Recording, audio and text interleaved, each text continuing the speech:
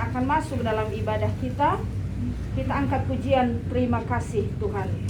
Terima kasih Tuhan untuk kasih setiamu yang ku alami dalam hidupku. Terima kasih Yesus untuk kebaikanmu sepanjang hidupku. Kita ulang dari awal, saya undang semua jemaat berdiri. Terima kasih Tuhan untuk kasih setiamu yang ku alami dalam hidupku. Terima kasih Yesus untuk kebaikanmu sepanjang hidupku. Terima kasih Yesusku buat anugerah yang Kau beri. Sebab hari ini Tuhan adakan syukur bagi. Terima kasih Yesusku. Terima kasih Yesusku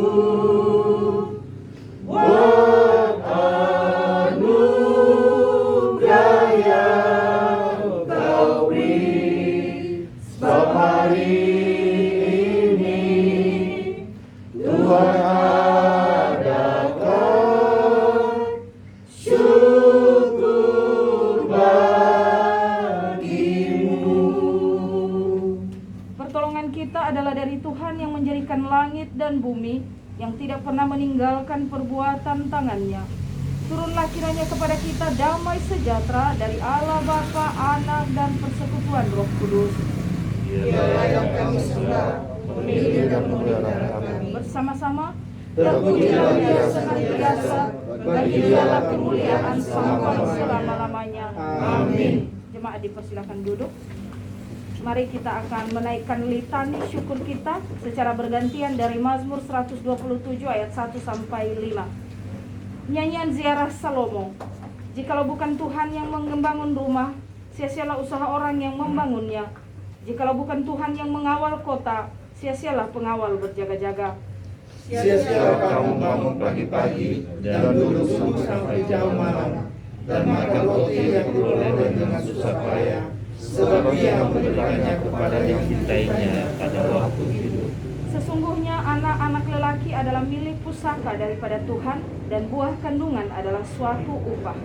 Seperti anak-anak panah di tangan pahlawan, demikianlah anak-anak pada masa muda. Bersama-sama, Berbangga-bangga telah membuat panggung panahnya, dengan semuanya itu Dia tidak akan mendapat malu apabila Ia berbicara dengan musuh-musuh di pintu gerbang. Kita akan masuk dalam pembacaan dan perenungan firman Tuhan. Dan kita angkat pujian bagi Tuhan tak ada yang mustahil. Ku yakin Saat Kau berfirman,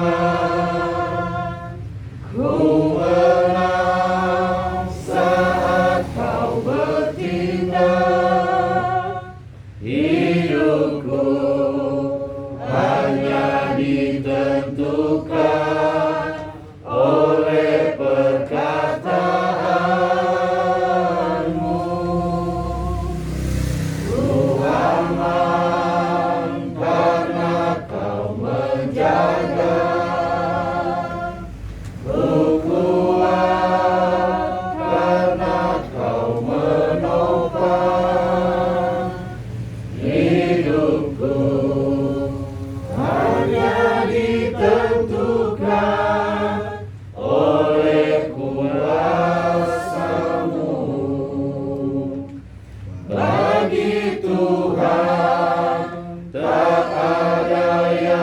mustahil.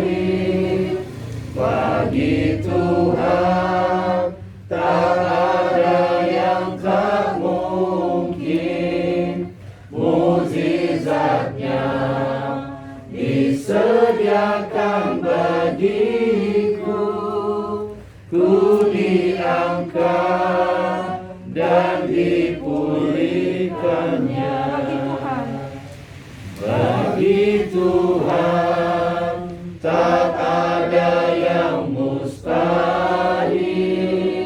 Bagi Tuhan tak ada yang tak mungkin.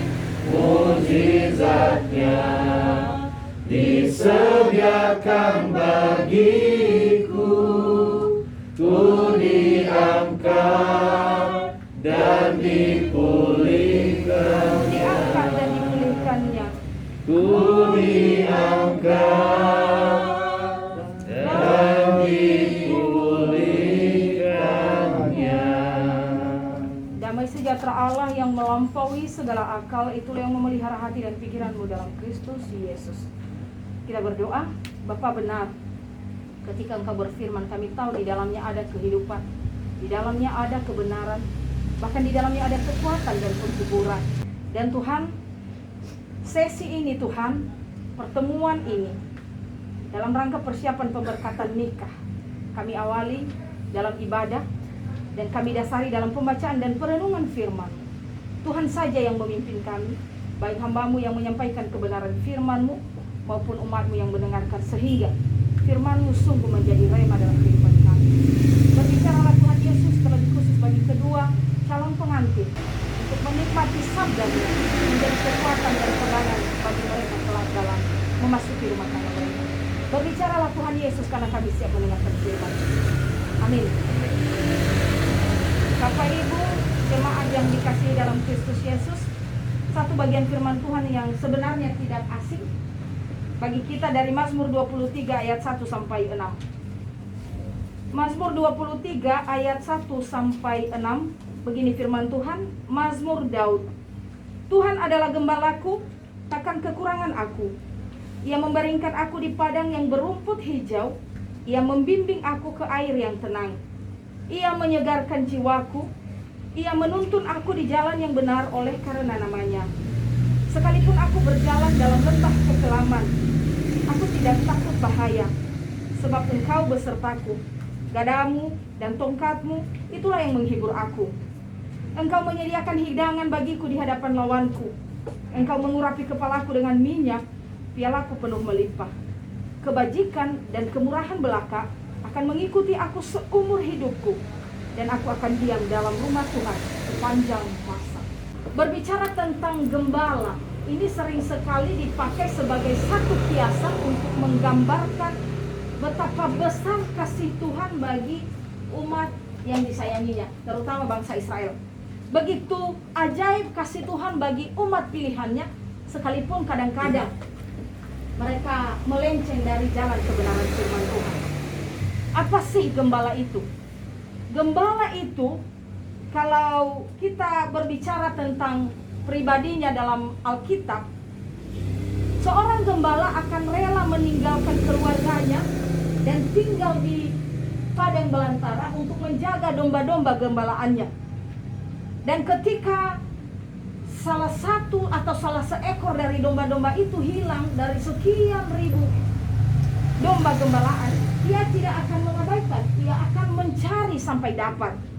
Bahkan sang gembala rela mempertaruhkan nyawanya menghadapi berbagai ancaman di padang belantara, baik binatang-binatang buas yang hendak menerkam domba-domba maupun cuaca-cuaca ekstrim yang bisa saja membahayakan jiwanya. Seorang gembala akan terus dan selalu menjaga, akan terus dan selalu mengawasi kemanapun domba-domba pergi. Dan saking dekatnya seorang gembala kepada domba gembalaannya, maka ia begitu mengenal dengan sangat baik Hewisa Bulunia, Hewisa Bogonia ia, dan segala macam yang lain. Inilah yang menjadi perenungan kita sore hari ini. dalam persiapan pemberkatan nikah. Ini merupakan satu pengakuan seorang Daud yang notabene seorang raja di negeri adidaya kala itu, tentang seorang pribadi yaitu Allah sebagai gembala yang baik. Dan ini adalah nyanyiannya, bagaimana Daud memposisikan dirinya bukan sebagai satu sosok yang wah, bukan sebagai pribadi yang kuat, bukan sebagai pribadi yang hebat, tetapi memposisikan dirinya sebagai seekor domba yang membutuhkan sang gembala yang baik. Kalau dalam bahasa daerahnya kubalo sisehi. Maka sebagai seekor domba, ia tidak bisa melakukan apa-apa tanpa sang gembala yang baik dalam hidupnya. Inilah pengakuan Daud yang kita bisa lihat dalam perenungan hari ini. Oleh sebab itu, sebagai seekor domba, maka ia harus mempercayai gembalanya yang pasti akan memberikan kebahagiaan sekaligus kehidupan baginya. Kita bisa membaca lebih jauh pengakuan ini, belajar dari pengalaman hidup seorang Daud ketika masa mudanya menjadi gembala di padang gurun sebelum dia menjadi raja, ya. Di 1 Samuel pasal 17 ayat 34 sampai 35, Daud menganalogikan Tuhan sebagai gembala yang baik. Dan ketika berbicara tentang gembala yang baik, dari kisah perjalanan hidup seorang Daud, ketika ia menggembalakan kambing dombanya di padang belantara, Tuhan benar-benar menjaganya, ya. Tuhan melepaskannya dari berbagai ancaman-ancaman itu yang diuraikannya di ayat 1 sampai ayat 3. Bagaimana penyertaan Tuhan, bagaimana pertolongan Tuhan, pemeliharaan sang gembala yang ajaib ini. Dan begitu juga ketika ia berhadapan dengan Goliat, si raksasa yang berperalatan lengkap itu. Tuhan melepaskannya dari itu. Pengalamannya bahada hade ni duna-duna Davido andre hade sino yalami. Lai duna-duna bangi finia Davido. Tapi iduna-duna zino itera balalabe kolinia bagulidane heivisa. Vorasoinia faumasi gubalo si seki andre. Dan itu harus kita akui bahwa Yesus sendiri dengan tegas dalam Yohanes pasal 10 ayat 11 mengatakan, akulah gembala yang baik.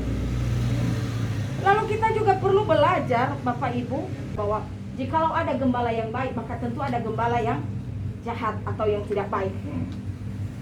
Kalau di dalam Yohanes pasal 10 ayat 14 mencatat bahwa gembala yang baik itu mengenal domba-dombanya dengan baik. Demikian sebaliknya, domba-domba juga mengenal sang gembala. Tetapi di sisi lain, tadi ada gembala yang jahat, gembala yang tidak baik. Dia adalah gembala upahan. Coba nanti dibaca ya di Yohanes pasal 10 ayat 12 sampai 13. Bagaimana seorang gembala upahan ini? Niangeragonia gazinia. Maka dia tidak ada beban, dia tidak ada tanggung jawab, dia tidak mau berkorban. Banatosehe gesenia bamoloi ia. Lebalarania ihalere siko. Tetapi tidak demikian dengan Tuhan. Tuhan yang kita imani sebagai sang gembala ini justru mati di kayu salib di Bukit Golgota demi kita. Nah, umane-mane asesewa na formasi Yesus are demi kamu aku rela tegerebu. Hari ini mari kita belajar dan kita berkata, Tuhan adalah gembalaku.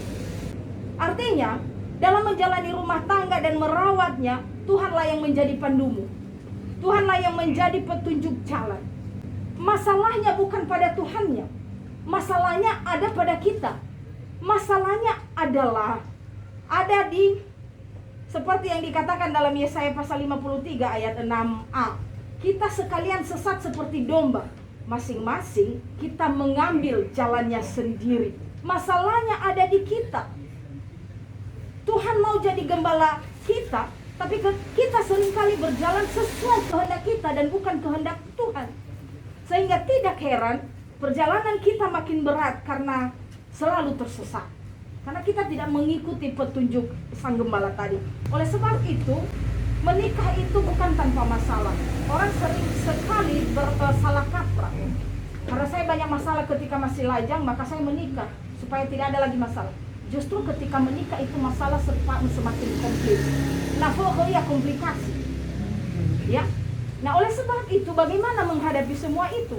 Tuhan sang gembala pasti mengarahkan kita sampai pada padang rumput yang berumput hijau dan sampai kepada air yang tenang. Bukan air yang arusnya kuat. Dan ujung dari semua itu bermuara di ayat 3. Apa yang dikatakan? Ia menyegarkan jiwaku, Ia menuntun aku di jalan yang benar. Itu di garis bawahi. Ketika Tuhan yang menjadi sang gembala kita, Ia akan menuntun kita kepada jalan yang benar. Maka dalam menyelesaikan masalah, dalam segala hal, dalam membuat perencanaan dalam keluarga, Ia menuntun kita ke jalan yang benar, bukan ke jalan yang salah. Mengakhiri perenungan ini, jadikanlah Tuhan gembala yang baik dalam rumah tanggamu kelak. Percayakanlah rumah tanggamu pada sang gembala yang baik. Ikutilah semua tuntunannya. Percayakanlah keluargamu kepada Tuhan, dan engkau akan tiba pada kebahagiaan yang sejati untuk saling terikat dalam kasih dan setia sampai maut memisahkan. Tunggu siga-siga ami Andre. Mau yang mana godaan mi fena, maka sang gembala dazo tuntunnya ami. Fai gisa zo ahe magiao. So fuka bapa aja gelu hada dan ya. Arahkanlah hidupmu, keluargamu menjadi miniatur kerajaan Allah di bumi yang memuliakan Tuhan dan menjadi berkat bagi semua orang. Tuhan Yesus memberkati. Mari kita berdoa. Segala puji dan syukur, segala hormat dan kemuliaan hanya bagi nama-Mu Tuhan.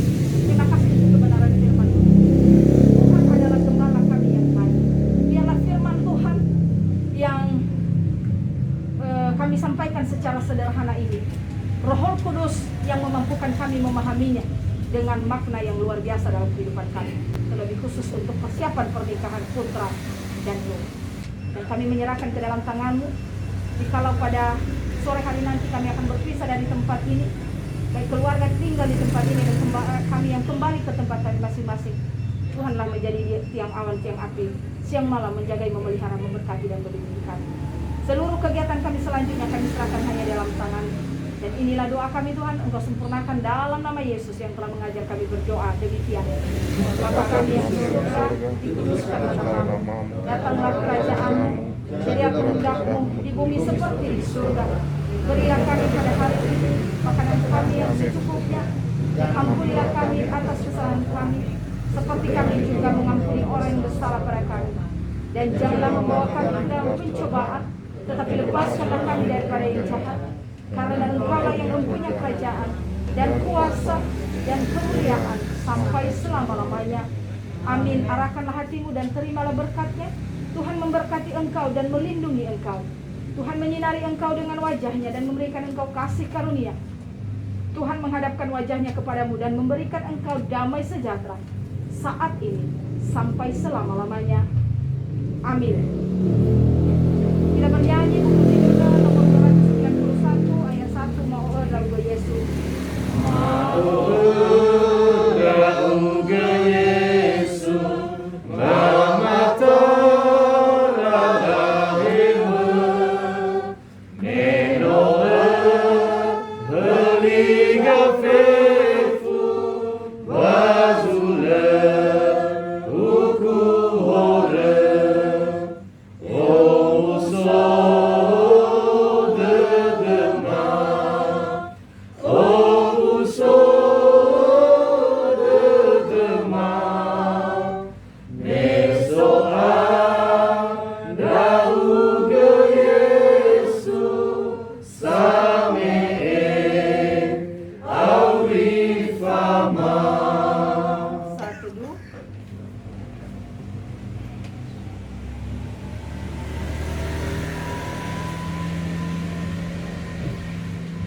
Yahowu, Shalom.